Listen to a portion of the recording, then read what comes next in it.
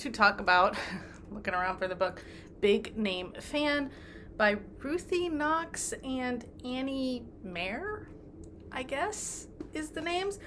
I, again, just found this while browsing my library. And it sounded like something that should have been perfect for me. It is a second chance sapphic romance set in the world of network television, and there's a fan fiction element, and there's a murder mystery element. There's a lot going on in this book, and some of it is done okay, and some of it didn't really work for me. I'm going to be probably a little bit nitpicky here. So, obviously your mileage may vary. The story in this book is that Bexley Simon, she goes by Bex, and Samantha Farmer, or Sam, they starred together in it sounds like it was an hour-long crime drama type show for a network. The show ran 6 seasons, and then it's been 5 years, and they're supposed to come back together for a reunion. And leading up to the reunion special, they're going to do, I think, like 6 podcast episodes, like weekly podcast episodes to kind of, build up. So Bex and Sam had chemistry on the show, but also chemistry behind the camera, away from the camera, however you want to say it. But for whatever reason, Bex, who has this complicated backstory of being much older than her 2 sisters, she was like early 20s, I want to say, won a Tony Award. And then her mom and stepfather died, leaving her to care for a 10-year-old and 5-year-old younger sister, which is when she relocated everybody to LA, working to get a steady paycheck, hence the crime show that she landed and worked on for the 6 years. So for whatever reason, Bex really liked Sam, but really just felt like her life she needed to keep it like very tidy. She didn't want to complicate things any more than they already were, I guess. So her sisters, Frankie and Vic, they used to hang around the set when they were young too. This all leads up to the fact that towards the end of the 5th season, somebody died in an accident, the makeup artist Jen. And now during the podcast, they're revisiting that and realizing that it might not have been an accident. And so they're going down the road of trying, even though they were just TV detectives, trying to solve this mystery. And also trying to get closure for the characters, because Sam left the show abruptly. And so there was not really a resolution. There's this myth of a finale script that never saw the light of day, so they're like, can we do the finale? Can we finally get the kiss that the fans have been and then there's a fan fiction element where the clues to the murder mystery are coming from fanfic stories that were written by the titular Big Name Fan. Here there's going to be I'm not going to spoil who the murderer is, but I will just, and to be honest, all of this is pretty well telegraphed. But if you don't want to know, I'm going to put the spoiler warning up while I talk about this part, and you can fast forward to when it leaves the screen. It turns out that the makeup artist was really the fanfic author who was using stuff that was happening on the set, like importing it into like alternate universe type fanfic stuff.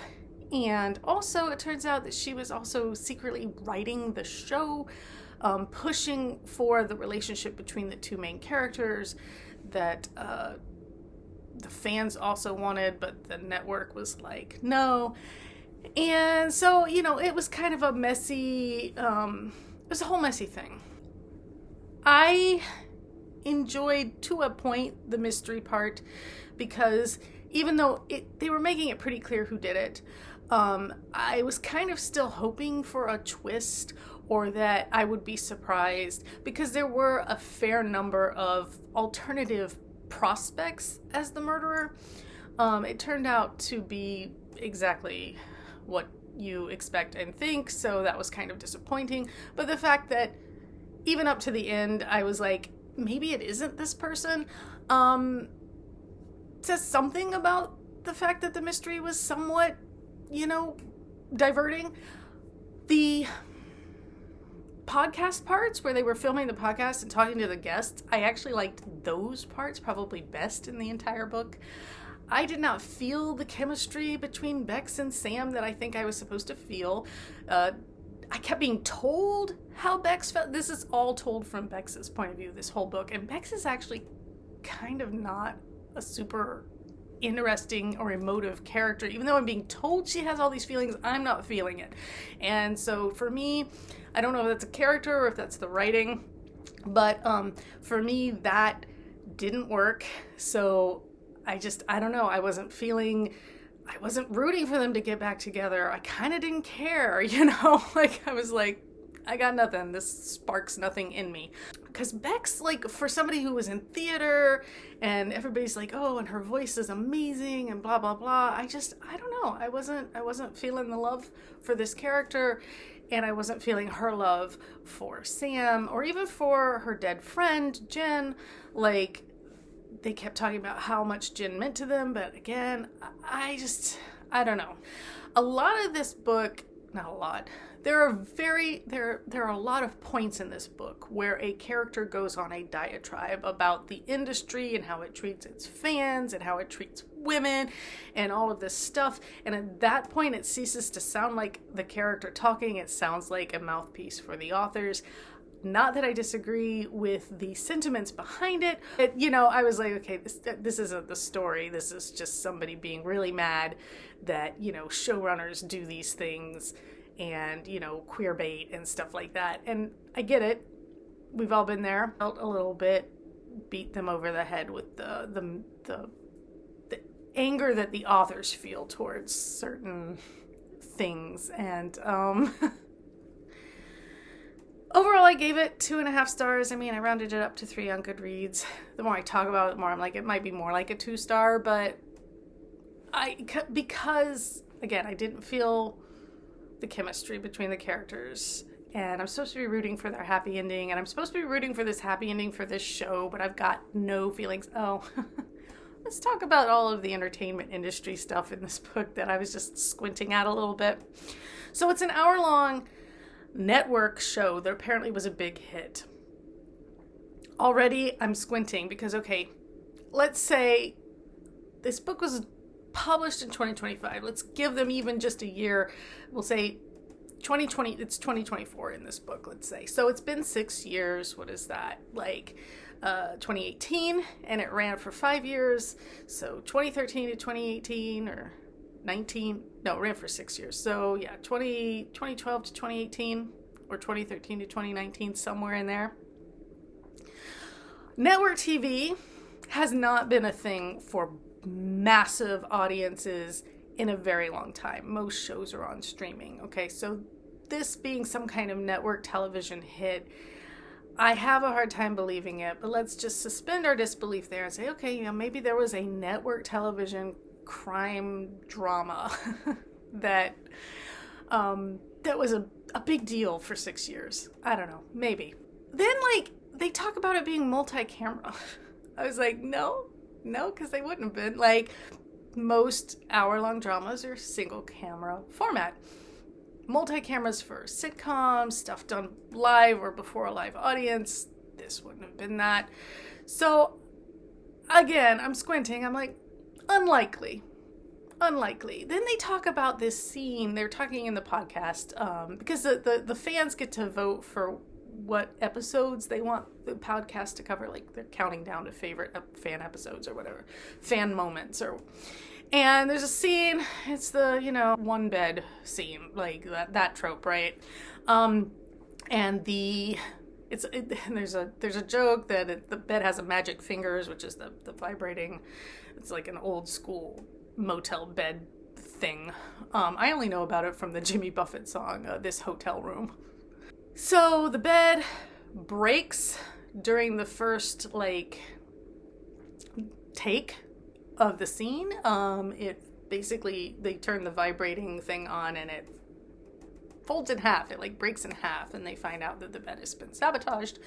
But so they're like, this was the one and only take of this scene because the bed broke and we couldn't do another take.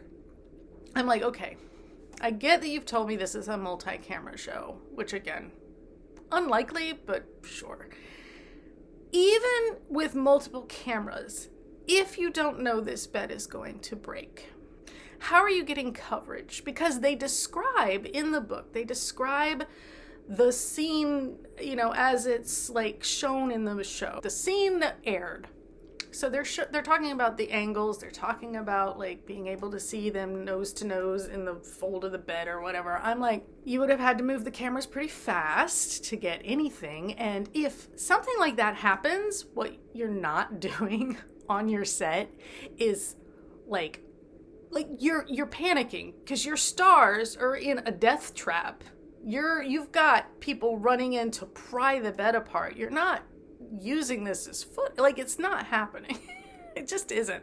So they're like, oh, you know, Carl managed to get this, you know. I'm like, why? Because you both just laid there and decided to continue the scene. Like, it made no sense. Okay, it made no sense.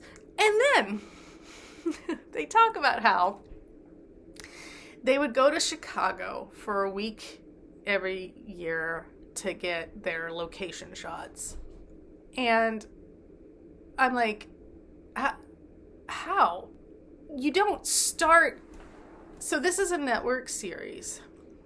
Sam even says, I stayed the 6 years to make sure you would have enough episodes for syndication so you could continue to get money. She says that to Bex. So we're saying, 18 to 20 at the minimum, more likely 22 to 24 episodes a season. You don't have your 22 scripts written ahead of time so that you can go for a week before you start shooting. No. Just no. That's not how that's gonna be. Because like they use this balcony is all part of the murder plot, but they use this balcony in Chicago for these external scenes. Maybe they're establishing shots, I don't know, but like they do some acting on this balcony. But how would you know if you don't have all 22 scripts done and ready? It just doesn't seem likely. So yeah, I don't know. I had some issues, nitpicky issues. You know, I'm not going to say it's not possible. I'm not going to say it's never been done this way. I'm going to say it's really unlikely. A lot of these things that they were telling me about the way the show was made just did not seem likely. And as somebody who's worked in the industry and knows a lot about it, I just was like, it took me out of it a little bit, because every time something like that would be like mentioned or come up, I would just be like, huh? Also, I think this is a Kensington book, right? Kensington, your style book. We don't hyphenate UC Davis. I'm in California, okay? I know people who go to Davis. Look, no, we don't hyphenate it. Don't hyphenate it. Stop that. That's dumb. So yeah, the editor in me was like, why? And I'm going to assume that wasn't the authors. I'm going to assume that was the style book from the publisher. You know, give the authors a little grace there. But anyway, yeah, I guess these authors are bestseller, you know, I don't know. Critically acclaimed, best-selling of a dozen authors. I've never heard of them. I guess they write sometimes under a different name, May Marvel. I don't know. It wasn't for me. Like, the writing was competent, but I was not feeling the feels that I needed to feel for this to be a second chance romance on top of this murder mystery thing. So for me, it was only meh. Like I said, 2.5 stars. I feel like I was a little bit generous giving it 3 on Goodreads, because the more I think about it, the more, for me, it's probably closer to a 2, but I'm going to leave the rating as it is. I'm nitpicking here. I'm nitpicking overall. I'm sure there are people who loved this or it hit the sweet spot for them. For me, there was a lot going on, which I didn't hate. That isn't a problem for me. I was able to follow all of it. I just don't think it's kind of like when you go to a restaurant and it has a really broad menu, so it does things fine, competently, but not particularly well. And that's kind of how I feel about this book. There's a lot going on. The podcast stuff, like I said, was good. The murder mystery, good enough. The romance, for me, didn't land. The sisterly interactions, nah, I don't know. Like all the interpersonal drama just didn't for me. So, I guess that nets it out to being kind of meh across the board. So there you have it. This is my take on Big Name Fan.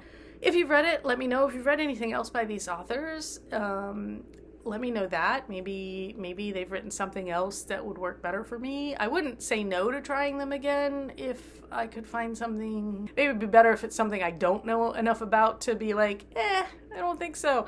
I probably shouldn't read books set in the entertainment industry if I'm going to spend the whole time going, nah, that's not really what we do, or whatever. Until next time, take care.